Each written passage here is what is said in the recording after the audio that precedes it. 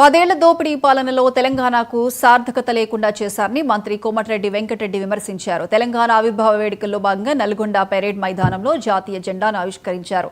పోలీసుల గౌరవ వందనం స్వీకరించారు. కొందరు నేతలు తెలంగాణ సమాజాన్ని తప్పుదోవ పట్టించే విధంగా అసత్య ప్రచారాలతో అవమానిస్తున్నారని విమర్శించారు మంత్రి కోమటిరెడ్డి. ఈ సందర్భంగా విద్యార్థుల సాంస్కృతిక ప్రదర్శనలు ఆకట్టుకున్నాయి.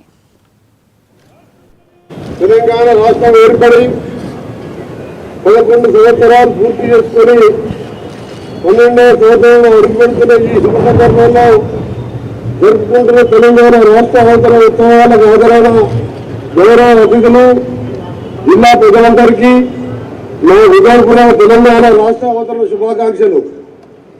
తెలంగాణ రాష్ట్ర సాధన పోరాటంలో లాఠీలను, తూటాలను, నియంత్రిత సేనలను పిడికిళ్లతో ఎదిరించిన స్వేచ్ఛా జీవులు, పోరాట యోధులైన నా నల్లగొండ ఉద్యమాల ముద్దుబిడ్డలు, పోరాటాల పొద్దుపడుపులైన నవకిషోరాలు, తెలంగాణ ఉద్యమకారులు, అమరవీరుల కుటుంబాలకు తెలంగాణ రాష్ట్ర అవతరణ దినోత్సవ సందర్భంగా నా ప్రత్యేక ధన్యవాదాలు.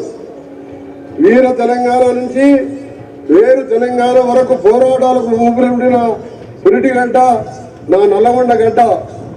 శైవం, బౌద్ధం, జైనం పరిడవిలిన ప్రాంతంగా నాగరికతకు దిక్సూచిగా నిలిచింది ఈ గడ్డ. నాకు జన్మనిచ్చిన ఈ పోరుగడ్డకు వందనం. నన్ను హక్కున చేర్చుకున్న నా ప్రజలకు పాదాభివందనం. స్వేచ్ఛావాయులు పీల్చుకుంటూ స్వరాష్ట్రంలో ఆవిర్భావ దినోత్సవ వేడుకల్లో జెండా వందనం చేసిన ఈ గొప్ప సందర్భంలో కొన్ని విషయాలు నల్గొండ గడ్డ నుండి యావత్ తెలంగాణ ప్రజలకు తెలియజేయాలనుకుంటున్నా.